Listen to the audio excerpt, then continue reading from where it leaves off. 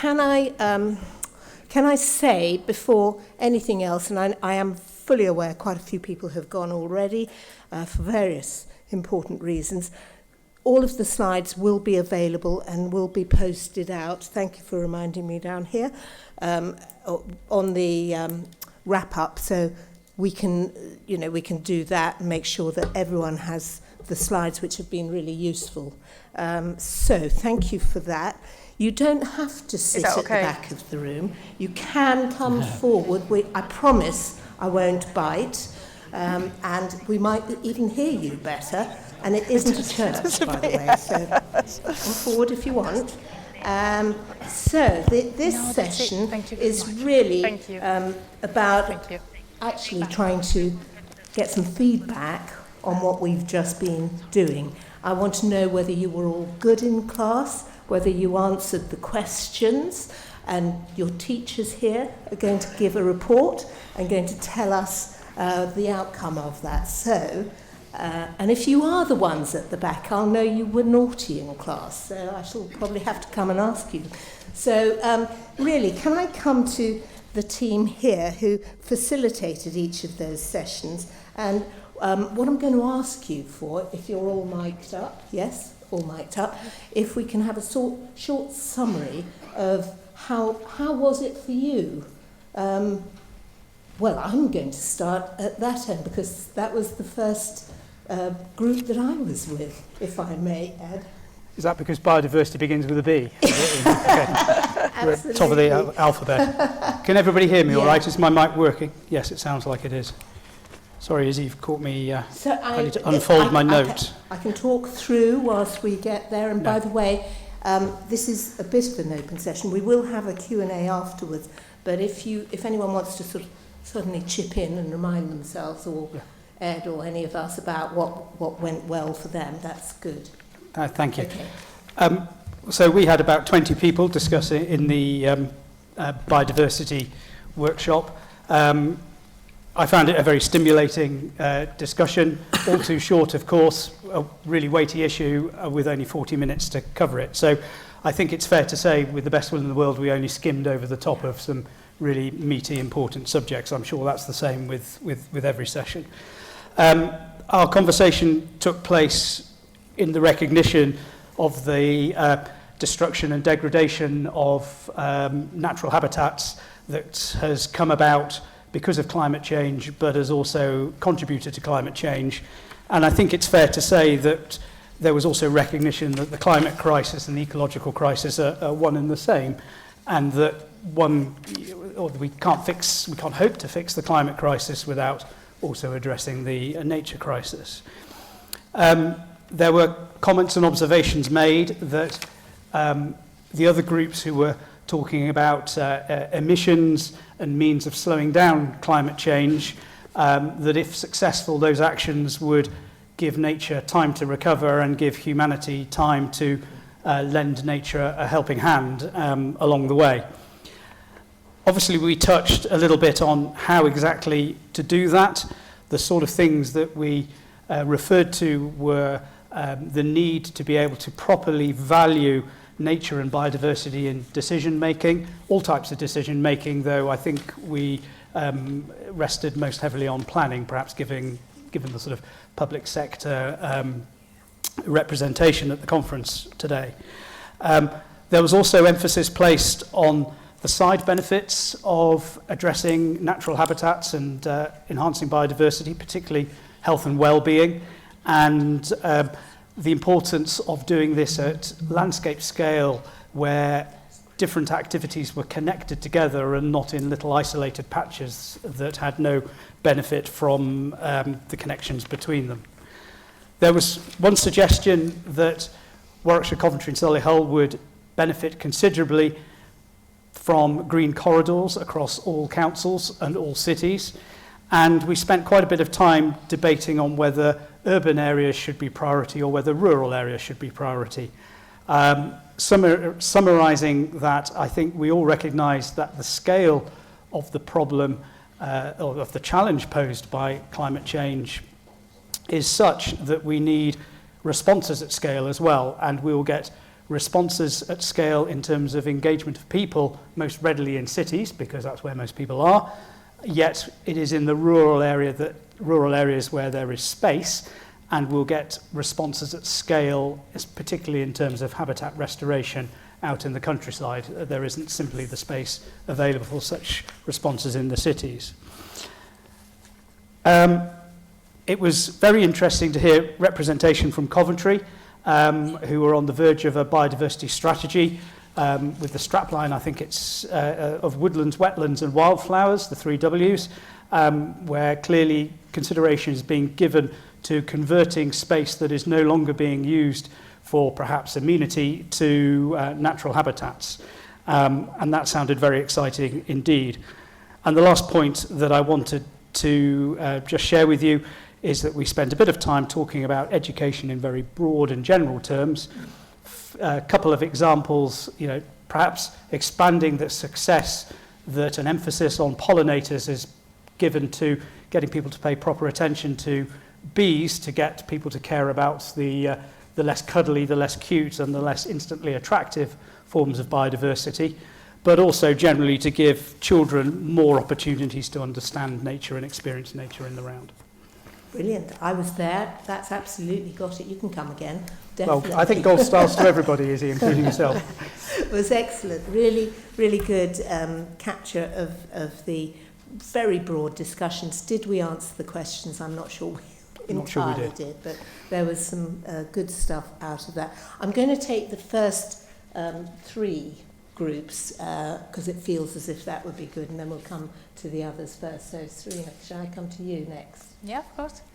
Yeah, I did enjoy the conversation very much.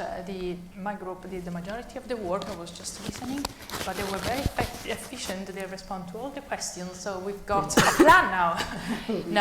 Yeah, obviously, as my colleague said here as well, is the topic is quite broad, so it's very difficult in half an hour to come up with we should say it's energy and carbon reduction. That's one. right, yeah. I'm covering the energy and carbon reduction, and discussion was very much focused, so we focused specifically on the big issues that are very common and covered as well in the morning sessions. Obviously, the energy infrastructure, we need a transformation of the energy infrastructure. So it is how we balance the sort of transformation in terms of using the innovations and the new technologies that we've got in place to enable that sort of transformation, but without creating a completely change or impact on resources that are available. For example, it's been mentioned in other section as well, the importance of using also what we've got available and trying to adapt it to the net zero sort of future. So it's really important to consider that as part of the transformation. And when we're talking about infrastructures, obviously it is about the provision of power and heat in the local area. And so one of the challenges as well that we are facing is dealing with the grid constraints. So how we can actually making sure that we still look after and provide a response to the demand of energy, but at the same time to reduce that demand and ensure that the supply of energy is clean and deliver on the net zero agenda. Another priority is obviously funding and finances in terms of how do we make sure that we attract investment in the Coventry and Warwickshire area, and that sort of investment often comes as well both from funding that are coming from government, but also through the public sectors as well. One of the things that has also been flagged about using taxation as well as a vehicle to kind of provide a sort of financing. And then, again, just to cover a little bit on the aspect of heat and power demand, making sure that the demand is aligned to the net zero vision on the long term. And one of the things that has been suggested obviously is to focus on priority areas. We've seen this morning, and we discussed about this morning, what is the areas that impact most on carbon. And we know that is obviously building and housing and transport and and also like the industries and businesses. So how we can target intervention in this specific area is a priority, and at the same time a challenge as well. Obviously, in terms of who needs to be involved, is everyone, we know, but key sort of stakeholders obviously are like local authorities. The local community is very important, that we need to involve them in the conversation. Businesses at all levels, SMEs that are lots of support at the moment are targeting SMEs as well, but we need to make sure that there is sort of support coming from large organizations as well. Developers, investors, obviously research and development, university and innovators are key in this transition to future sort of technologies. And then the DNOs, the energy sort of infrastructures, energy suppliers as well, needs to come as part of the conversation. And I know there is an example in Coventry of a really successful collaboration and partnership with all these kind of stakeholders. In terms of the key enablers, then it is very much what has been said in terms of sustainability. Businesses at all levels needs to be involved in the discussion. Local authorities should be using the powers and leverage on making these changes, and making sure that actually the local authorities act as and provide that leadership for that change without leaving anyone behind anyway. So having ambitious policies is really important, but also very actual and practical delivery plans as well. And then I covered before, like public and private collaboration and partnership is very key. And I finish off with the last point in terms of behavioral change. We talked a lot about carbon, the importance of education, so carbon literacy training, the use of carbon standards as well, and labeling on products and services on a everyday sort of, that impacts everyday level. And then having more kind of local incentive scheme as well that could be that could help. And one of the last points is actually that we continue at the table in discussions that sort of accessibility to the technologies, especially for those people that are struggling more in terms of with adaptation to net zero agenda, and so making sure that we are providing them training and making sure that they actually, these technologies enable them to be in a safe place, and also support them towards the cost of this technology as well is also very important as part of this way forward. Serena, thank you very much. That makes absolute sense. There was a lot to discuss. Thanks to everyone that was in the session. It's all your work, that. So, absolutely. So thank you for that. It makes absolute sense that we share and that we, inform and communicate between ourselves. So, really valuable stuff. Andrew, I'm going to go to you next, if I may. Thank you, Izzy. Yes. My name is Andrew Power. I work for Warwickshire County Council, and I had the pleasure of sort of leading the circular economy and waste minimisation session this afternoon. Big thanks to everyone involved in the session, because I thought we had a really good, productive session, really good conversations around the table. I was particularly impressed by the number of sort of like non-local authority people. No insult to local authority people, because there are a lot of us here this afternoon. Right. I had the feeling earlier on that we were a little bit one-sided, but we had a lot of actually industry people, people who represented industry bodies or manufacturing industries, including aerospace and car manufacturing and so on in the room. So that was really, really good. So I was talking about circular economy and waste minimisation, which was really all about minimising waste and maximising resource efficiency, keeping our materials, our resources in circulation, well, in use as long as we can, and in circulation so they then go around and are used to make more products as well. So a lot of my background is about waste management. So we then talked about the opportunity in terms of the tonnage of waste, and there's 4.5 million tonnes of waste deposited in Warwickshire and Coventry every year. Not all from within the area. A lot comes actually in, and we manage waste on behalf of others. And a lot of that management is actually reprocessing already, but there's a great opportunity to do more with that waste. And that's sort of about our technology and our expertise, but also our geographical position within the country. We then talked about some of the good work that we're doing at the moment. So we talked about the new collection services that are going to be introduced in Warwick and Stratford later on this year, and how they're driving the circular economy. I believe it was referred to as the Smurf earlier this morning, but materials recovery facility, and what a great project that is in terms of delivering the infrastructure that we need. And then we talked about reuse at the household waste recycling centres, and actually some of the successes of what we're actually doing already, and how the income from that is funding Age UK for the good work that they do locally as well. So yeah, we sort of tried to answer the questions, but there are a number of themes that popped out, so I'll probably talk about that. And I think it won't be a surprise to anyone that we talked about communication and behaviour change. So this is what we do with residents. And I think the fact that we're here at a conference, we're having a conference, is a really clear statement of intent. And I think those messages, if we can make them strong and serious and people know about the direction of travel, I think that's a really good message that we can give out to people. But then we talked about all sorts of ways that we actually work at the moment, and all sorts of ways we can in the future nudge people towards normalising a lot of the behaviours that we're talking about, so we actually get the best resource management in the county that we can. In terms of circular economy, we talked about the whole loop from mining raw materials and product design, manufacturing, distribution, and then use, so the consuming a product, and how that can be a short or long process, depending on the quality of the product sometimes, and then how we then collect and then recycle those materials. And we talked about how it was really necessary to target that whole loop at once. So we talked about the role of training, and there were a number of different people in the room from different industries, and we talked about the way they think about waste and about the products that they design and manufacture, and how they're going to be reused or repaired or actually recycled afterwards. That was really good. And then we talked more about cost, legislation and policy framework. So we were saying that actually what will really help us is having very clear legislation, very clear policy, and very clear drivers, including financial drivers, that actually drive us in the right direction.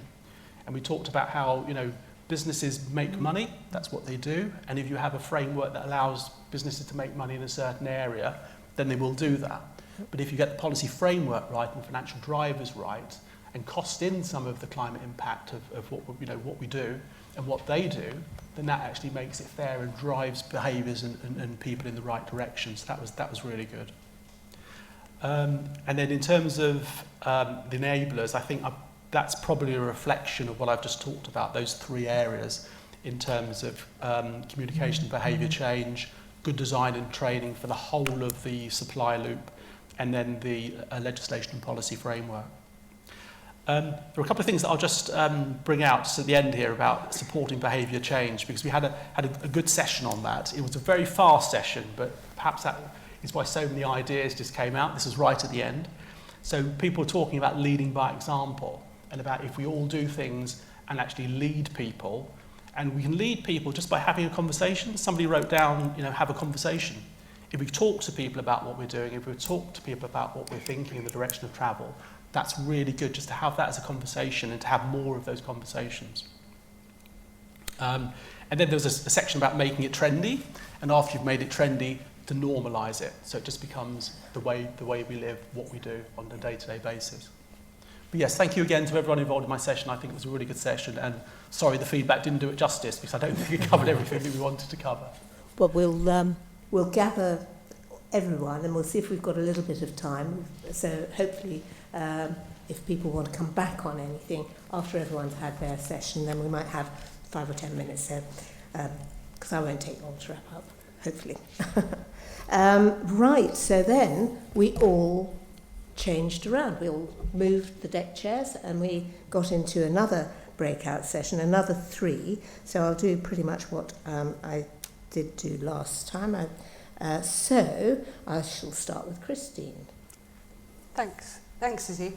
Thanks, colleagues. Our session was looking at adaptation and resilience, and the context, I think, is the sad realisation that 1.5 degrees is going to be a big challenge, a struggle. We may be heading towards 2.0. We do have to adapt. We do have to boost resilience. Also, of course, we have the IPCC report from the end of February, again highlighting the scale, the size of the adaptation gap, the fact that it's higher for the more vulnerable. And while IPCC is talking globally, we know that also applies regionally. We had, as others, had a very wide-ranging discussion, and one that's always a challenge to try and focus, but let me see if I can represent and do the best to represent my colleagues' views around those 4 themes. So challenges. Really, do we understand exactly what it is that we need to adapt to? Do we understand the things that are going to be problems and where it is that we need to be prepared? And in particular, our attention was drawn to the things that we can't see, the things that aren't always visible but matter. And one of the examples of that was soil. But also, I think a really important point that was made was that while we might talk a lot about new construction, 90% of the infrastructure that we work with will be around for the next 30 years plus, and therefore a major challenge is how that infrastructure is adapted and how we can create some resilience with that. Who's involved? Well, the simple answer is everybody. I think we had a number of important themes that came out of that, one of which was the role of the individual and the natural tension that arises around the scale of impact individuals can have, and the risk that if each individual's impact is small, we don't do anything because we can't do very much. But also, I think, a long discussion about the relative roles of developers, and certainly in new initiatives, the fact that if something isn't required, it often will not be done. What's the role of government? But also the fact that we all have a responsibility to lead by example, going back to a point that was made previously. An interesting perspective here, I think, was the role of the fire and rescue services, because the constraints on the ways in which we can adapt and build resilience have big implications at key points for fire and rescue. The enablers for the work that needs to be done. Common themes here, I think, with what you've heard from others, but there is an issue about understanding the complexity of the relationships, really getting that sort of systems thinking, trying to step back from the silos that we work with and look from almost from a design thinking approach to understand how things interact and how the immediate consequences and the longer term consequences can be very different. We also picked up on the theme around valuation and understanding how to value costs and benefits of decisions that are relevant to adaptation and resilience. In terms of the how, we talked quite a lot about what mattered more. Did we simply regulate and legislate and lay down rules? To what extent could we nudge, change behaviour? Could leading by example be doing things, working right up to the limits of what's allowed, actually set a positive culture for the way in which we can change? We talked about the idea of those sort of bite-sized changes, just making some things start to happen. And finally, I think, and again, I won't have covered every point that everybody made, so forgive me, but I think perhaps an interesting closing thought was the extent to which current events with energy prices and also the impact of the war in Ukraine, to what extent, however dreadful all of those things are, to what extent do we also have to see them as an opportunity to accelerate some of the change that we know we have to make? So apologies if I haven't reflected anybody's views in there. I'm sure there'll be time to add them in later. But I think that's as quick an overview as I can give, Izzy. That's great, thank you. Certainly I was there, so it kind of feels what I saw, heard. Thank you. Right, planning and housing. I'm guessing, Stu, that's you. That's me, yeah. So, or it's transport, but I don't think that feels like. No, I don't think that one. I don't think I could say much on transport other than I use it. But so no, thanks. I mean, I'm not Dave Barber, so I'm Stuart Buckley from Warwickshire Property and Development Group. So as I say, Dave did facilitate the session, but unfortunately he's had to leave. So and apologies to everyone if I feedback and I haven't covered all the points, but I think I've got the most substantive ones. So we had a real sort of good discussion around housing and planning. So I think I'll take it in that order really. So in terms of housing, we very much focus on the retrofit agenda because recognise that that is where the majority of the built stock is going to be, where the majority of the work needs to be done. And I think one of the things we sort of thought about was almost in listening to the conversations earlier today, nearly every local authority is doing a lot in that area, and a number of local authorities are stockholders. There's, from my simple calculations, over 10,000 homes that the councils own. And each one are doing, retrofitting agendas for those. And the conversation we had sort of in the session was, is there a way really for those parties to work better together? So you've got sort of an economy of scale to what's being done, and also sort of a common playbook. So what does retrofitting mean really? So everyone has a slightly different view on that. But could you almost say, from a, in a Warwickshire context, we think retrofitting is doing this, this and this. And actually then going to the private sector market and saying we've got 10,000 homes over a 20-year period we want to retrofit, that it gives them enough then to have the conversations with their supply chain to change their way of working and the materials that you need to do that. So we thought that could be a real opportunity to how the sort of councils could come together to sort of pursue that agenda, because it linked into another point which I think most of the local authorities who were in there with sort of housing stock were saying, we're doing pilot projects, we're doing 200 units here and 200 there, but actually we're really struggling to find the contractors who A, will respond because the market's quite buoyant, but B, who can actually do what we want them to do.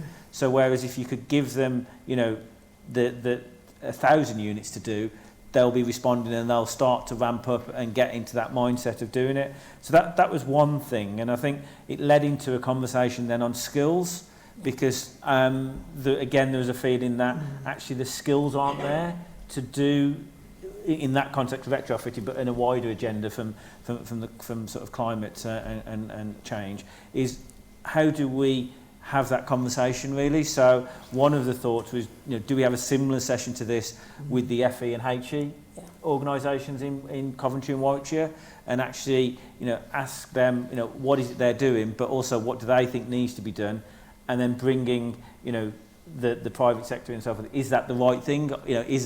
Are the skills that the young adults and so forth getting now the right skills for the next 10, 20 years? So we had a good debate really on that. So thanks to everyone for that. And then we did talk about then sort of almost individuals, how do they get the advice to retrofit their homes? Because we almost fell into two categories. That on the one side, you've got sort of, in the retrofit agenda, you've got the fuel poverty, and you've got people who can't afford to do the retrofitting. So how do we assist them, both funding and advice and so forth, in how to do that? But the second one, which we focused on a bit more, was actually people who have the means to do it, having the confidence to do the right thing in doing it. Because I think, again, the same things around, can you find the contractors? If you have a contractor come to your home, do you know what they're saying is the right thing to do, or is it just actually, wink, wink, nudge, nudge, I think that's the best thing for you to do? So it was almost trying to see whether, is it a conversation back up to government to say you need to put in place some type of advice line to the public to say, how can this be done? I think the point was mentioned, Scotland have this. Scotland have an advice line where people can take advice, and a website and so forth, understand what does retrofit mean, how can they do it, where do they go to get contractors and so forth. So we had a good discussion on that. And then sort of finally on the housing side, it's not housing, but it linked in, had a conversation on industrial development and the fact that in new build you've got huge amount of carbon going into it in terms of steel, concrete and so forth. But actually I think one of the comments was, in the Golden Triangle, there's 18 million square foot of space that's unoccupied. So how do you retrofit that, and where does the money, the incentive come from to help to do that? So we had a bit of a debate on that. And then on the planning side, we focused around two things really. One was, is the MPPF fit for purpose really for the carbon and climate agenda? And that was sort of, does it really give the tools to local authorities when they're determining planning applications and so forth to deal with that? And I don't think we concluded that, but it was a question. And the second thing then, in terms of applications, and I'm very careful here from developers in saying that, but in terms of applications from developers, are the councils having the tools to deal with, this issue of future-proofing developments? Do they have the tools to ensure that Section 106s are set up in the right way and take account of the fact that, the ask might not just be monetary, it might be about how are you going to deal with biodiversity net gain, how are you going to deal with ecology, and in much more granular detail. So we had a real good discussion on that as well, and I think the question back was almost how do we take that away and sort of move it on really, but hopefully that gives the flavour of the discussion, and apologies if I've missed anything off the list. Great, thank you, and thank you for feeding back. That's above and beyond. So, and I recognise there were some overlaps on discussions which are obviously because that's what people feel, know, think about. So we might pick that up as well. And last but definitely not least, we've got the one on sustainable travel. And David, you're going to come back. Yes, on that. that's right. Thanks. So yeah, I'm David Pipe. I'm part of the transport strategy team at Coventry City Council. So I guess the sort of starting point for our conversation, the problem statement, if you like, is that transport is the single largest source of greenhouse gas emissions now in this country, and it's also one of the policy areas where we've made relatively little progress since 1990. So while some of the other kind of areas of public policy that are represented on this stage have made quite significant reductions in their emissions already, transport is only slightly below kind of 1990 levels. And I think what that means is that the sort of magnitude of the change that is now required is really, really substantial.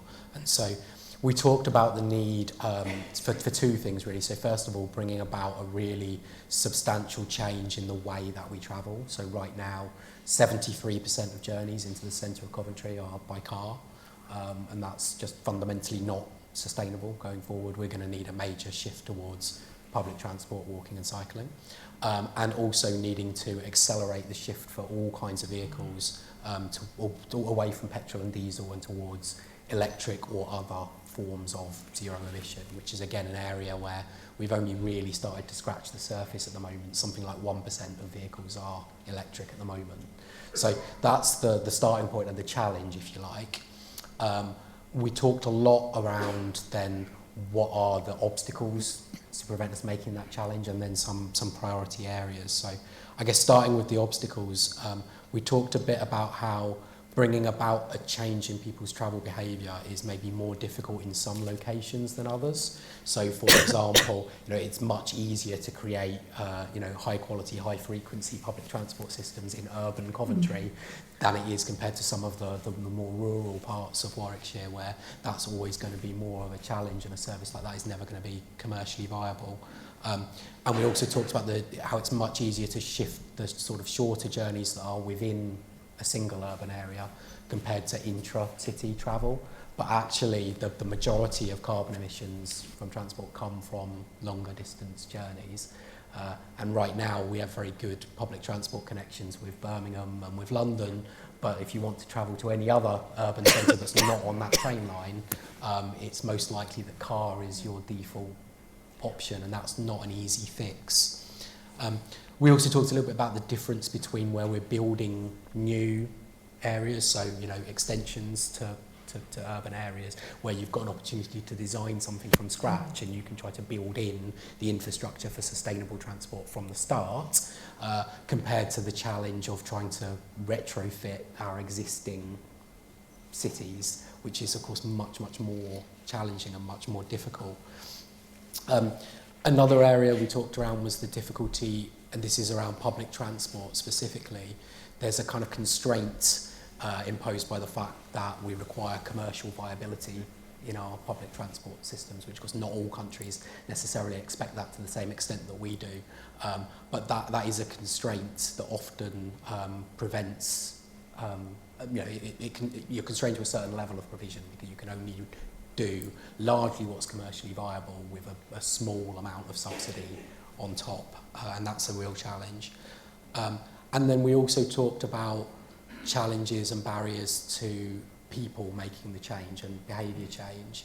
And I think something that came up a lot was concerns around safety, which I guess is most obvious in the context of, cyclists on busy roads. But actually this came up in quite a few different contexts. We also talked about it in terms of people travelling on public transport late at night, waiting at bus stops or places where there are EV charging points and things, and whether places were well lit and felt safe.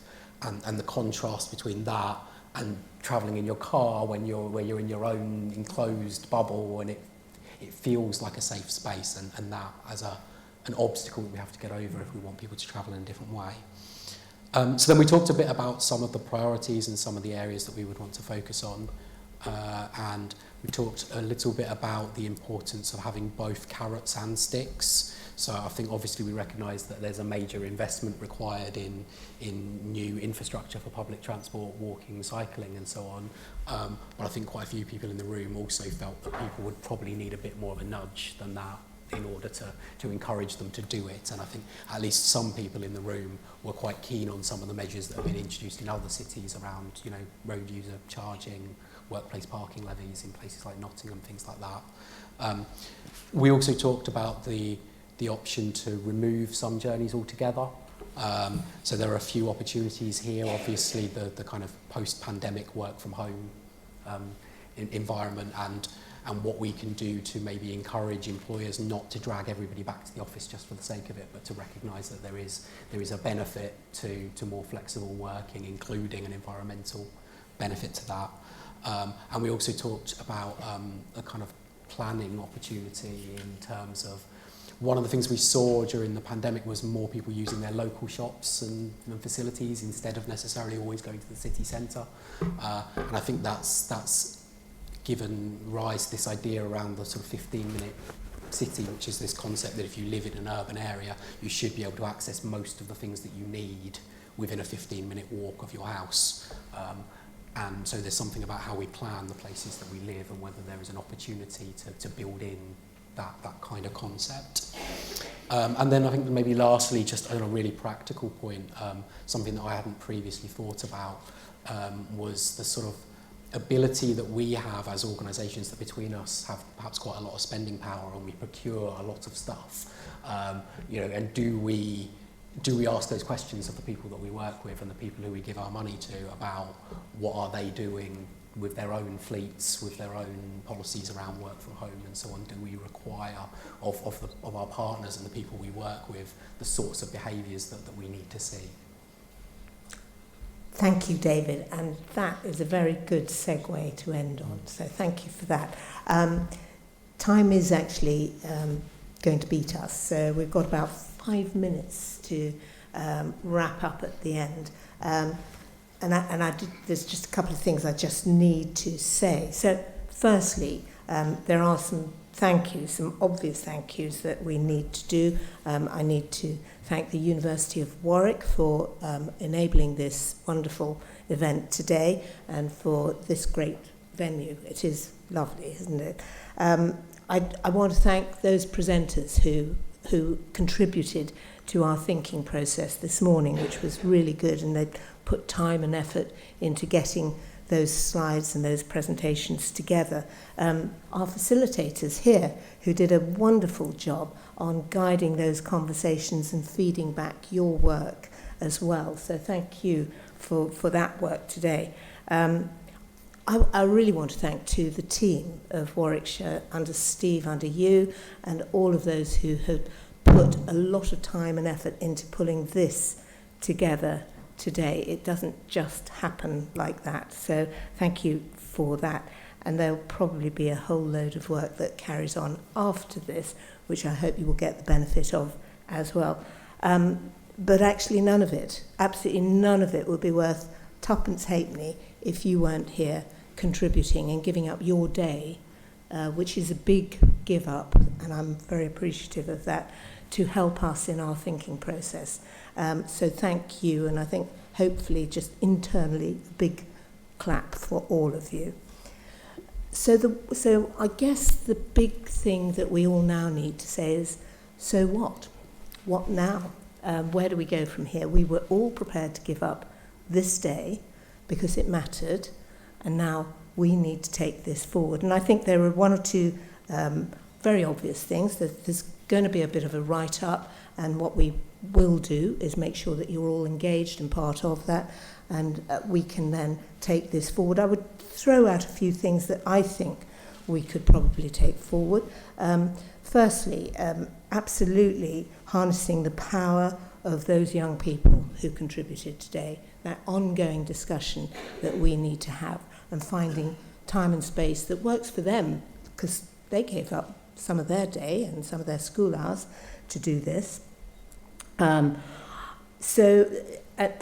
all of you have actually guided some of these thoughts here.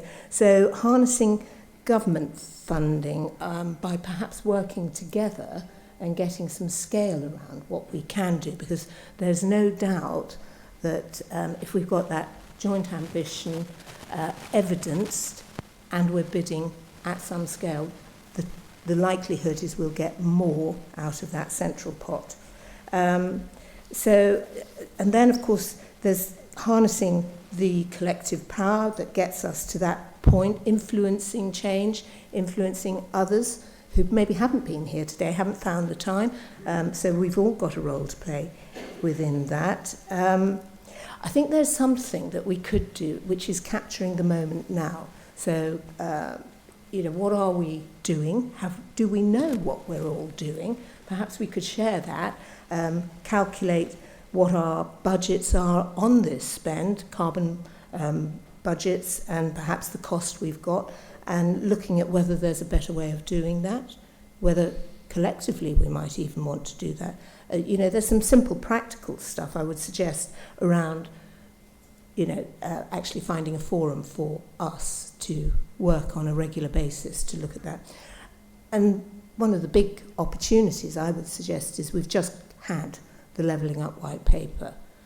Actually, there's some opportunity there. So why would this not be one of our bids, one of our devolution opportunities, and the conversations that we want to talk to government about?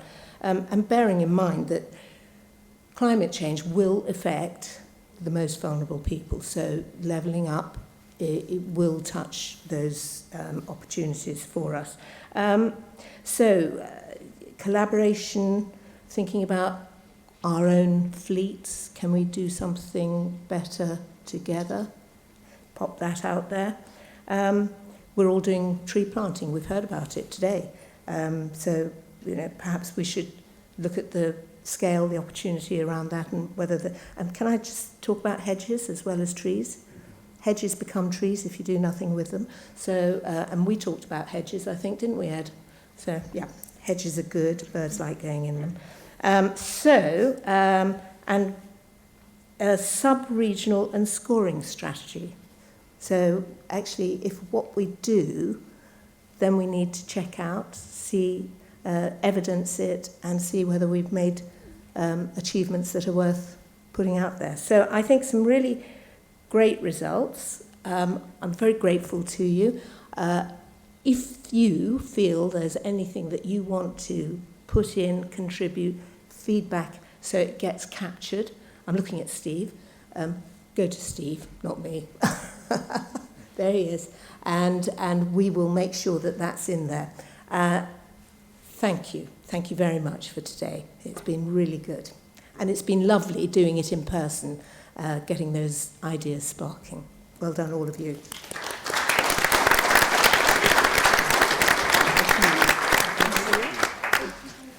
You can go home now. I was very impressed you remembered all that without looking at your notes.